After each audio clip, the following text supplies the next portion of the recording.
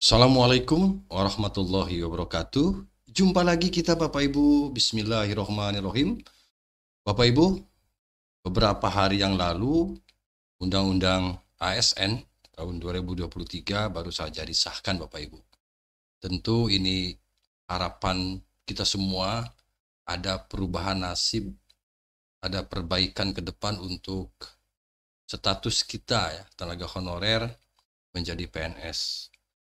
Mudah-mudahan semua bisa tercover di Undang-Undang ASN 2023 ini Bapak Ibu.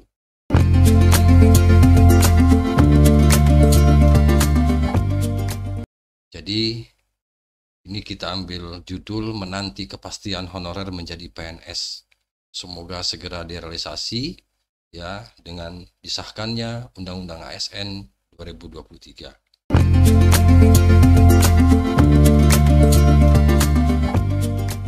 Izin Bapak Ibu, admin membacakan informasi dari sebuah berita ayobandung.com Bapak Ibu. Pengesahan Undang-Undang ASN 2023 membuat penantian tenaga honorer menjadi PNS segera berakhir. Undang-Undang ASN 2023 telah disahkan oleh DPR dalam rapat paripurna di Senayan, Jakarta Pusat pada Selasa 3 Oktober 2023. Nah, pengesahan Undang-Undang ASN 2023 ini Bapak Ibu, ini menjadi bukti bahwa tenaga honorer juga memiliki payung hukum yang jelas. Jadi, dengan disahkannya Undang-Undang ASN ini Bapak Ibu tentu tidak hanya para PNS, tidak hanya para ASN yang lain, termasuk di sini tenaga honorer pun mendapatkan payung hukum yang jelas dan pasti tentunya dengan disahkannya Undang-Undang ASN 2023 ini. Nah, sebab tenaga honorer ini merupakan salah satu isu dalam Undang-Undang ASN 2023 yang dikawal oleh pemerintah. Begitu Bapak Ibu informasinya. Nah, saat ini Bapak Ibu, tenaga honorer berjumlah lebih dari 2,3 juta orang ya, yang tersebar di seluruh Indonesia. Nah, dari jumlah tersebut, mayoritas ya tenaga honorer berada di pemerintah daerah. Jadi memang jomblang jumlahnya ya antara di pusat dengan yang ada di pemerintah daerah. Pemerintah memutuskan untuk tidak menghapus tenaga honorer setelah Undang-Undang ASN 2020 disahkan. Tentu ya harapannya memang tidak ada PHK massal, karena ini urusan pernasiban Bapak Ibu, pernasiban teman-teman kita bagaimana ke depan jika terjadi PHK massal. Untuk itu payung hukumnya sekarang jelas bahwa tidak ada ya PHK massal untuk tenaga honorer. Nah, berkat dukungan DPR, rancangan Undang-Undang ASN ini menjadi payung hukum ya terlaksananya prinsip utama penataan tenaga non ASN yang tidak boleh ada PHK massal yang telah digariskan Presiden ya Bapak Ibu. Begitu yang disampaikan oleh Menpan RB Abdullah Azwar Anas. Sebab apabila tenaga honor dihapuskan maka mereka tidak lagi bekerja setelah November 2023. Nah, sehingga pemerintah akan menggunakan Undang-Undang ASN ini untuk menjamin nasib tenaga honorer. Ada lebih dari 2,3 juta ya tenaga non ASN. Kalau kita normatif Bapak Ibu, maka mereka tidak lagi bekerja di November 2023. Nah, ini Bapak Ibu. Jadi terima kasih kita sampaikan kepada wakil-wakil rakyat kita yang ada di Senayan sana, yang telah memperjuangkan tentunya paling tidak mempertahankan agar tidak ada PHK massal ya, begitu Bapak Ibu. Disahkannya rancangan undang-undang ini memastikan semuanya aman dan tetap bekerja. Nah, istilahnya kita amankan dulu ya agar bisa bekerja. Terima kasih. Dengan disahkannya Undang-Undang ASN 2023 ini, tenaga honorer jadi punya jaminan untuk diangkat sebagai PNS. Amin. Nah, ketentuan pengangkatan tenaga honorer menjadi PNS itu tertuang dalam pasal 131A ya Bapak Ibu. Di pasal 131A. Nah, aturan tersebut menjelaskan bahwa tenaga honorer bisa diangkat menjadi PNS paling cepat 6 bulan setelah Undang-Undang ASN 2023 disahkan. Subhanallah, luar biasa. Mudah-mudahan ya kita tunggu 6 bulan ke depan apakah benar adanya pemerintah betul-betul komitmen terhadap undang-undang ini. Kita tunggu aksi nyatanya begitu Bapak Ibu.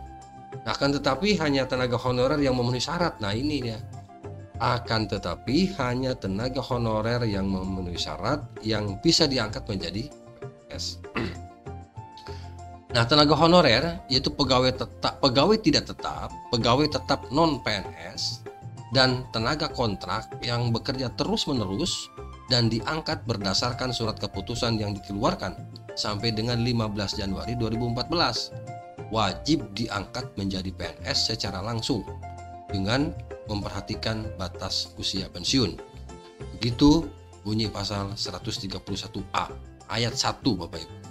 Jelas ya? Nah, jadi kalau Bapak Ibu ingin tanya apa sih bedanya honor dengan sukuan? Jelas beda.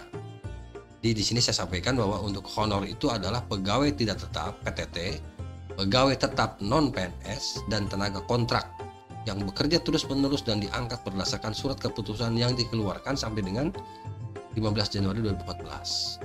Nah, bagaimana sekarang yang 2015, 2016, 2017? Nah, ini yang perlu kita cari tahu, Bapak. Nah, mengacu pada pasal tersebut, Bapak Ibu, tenaga honor yang dimaksud dibedakan menjadi dua kategori. Yang pertama, yang penghasilannya dibiayai oleh APBN atau APBD dengan kriteria diangkat oleh pejabat yang berwenang, bekerja di instansi pemerintah, masa kerja paling sedikit 1 tahun pada 31 Desember 2005.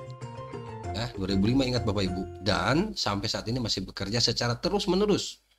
Berusia paling rendah 19 tahun dan tidak boleh lebih dari 46 tahun pada Januari 2026. Itu Bapak Ibu. Nah, kemudian tenaga honorer kategori kedua yaitu penghasilannya bukan dari APBN atau APBD dengan kriteria diangkat oleh pejabat yang berwenang, bekerja di instansi pemerintah, masa kerja paling sedikit 1 tahun pada 31 Desember 2005 dan sampai saat ini masih bekerja secara terus-menerus, berusia paling rendah 19 tahun dan tidak boleh lebih dari 46 tahun usianya per Januari 2006. Inilah yang membedakan antara kategori 1 dengan kategori 2. Maaf, tenaga honorer, ya betul, kategori 1 dengan kategori 2. Atau maksudnya kategori pertama dengan kategori kedua. Bukan prioritas ya. Jadi tenaga honorer yang disebut kategori pertama yang dibiayai oleh APBN APBD, kemudian untuk kategori kedua atau tenaga honorer jenis kedua, kategori kedua yang pembayaran gajinya, penghasilannya bukan dari APBN atau APBD. Oke Bapak Ibu. Nah, sementara untuk pegawai tetap yang dimaksud adalah pegawai dengan keahlian tertentu yang diangkat berdasarkan perjanjian kerja dalam waktu tertentu secara terus-menerus ya untuk melaksanakan kebijakan publik dan pelayanan publik. Nah, sedangkan pegawai tetap non PNS, jadi ada pegawai tetap tapi non PNS. Yang dimaksud adalah pegawai yang diangkat sebagai pegawai tetap pada instansi pemerintah, perguruan tinggi negeri, dan lembaga negara berdasarkan SK pengangkatan dari pejabat pembina kepegawaian dari PPK ya, lembaga tersebut secara terus-menerus. Oke. Lalu apa yang itu kontrak? Tenaga kontrak itu yaitu yang maksud adalah dalam pasal tersebut yaitu pegawai yang bekerja pada instansi pemerintah, perguruan tinggi negeri, dan lembaga negara dalam jangka waktu tertentu paling sedikit 10 bulan dalam satu kali masa kontrak. Paling sedikit 10 bulan dalam satu kali masa kontrak dengan perjanjian kerja yang sifat dan jenis pekerjaannya secara terus-menerus dan bersifat wajib atau kebutuhan dasar pelayanan publik dengan sumber anggaran dibiayai oleh APBN atau APBD. Sekarang Bapak dan Ibu yang sekarang statusnya sebagai tenaga honorer masuk ke kategori yang mana? Nah, itu ya Bapak Ibu. Silahkan nanti disimak ya. Pengangkatan tenaga honorer menjadi PNS diberi jangka waktu paling cepat 6 bulan hingga 3 tahun setelah Undang-Undang ASN 2023 ini berlaku. Ya, begitu Bapak Ibu. Aturan tersebut tertuang memang dalam pasal 135A ayat 1 Undang-Undang ASN 2023. Demikian Bapak Ibu yang dapat admin sampaikan ya, mudah-mudahan informasi ini bermanfaat terutama teman-teman tenaga honorer.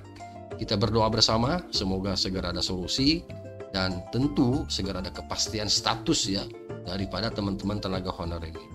Demikian informasi yang dapat admin bagikan, semoga bermanfaat. Assalamualaikum warahmatullahi wabarakatuh.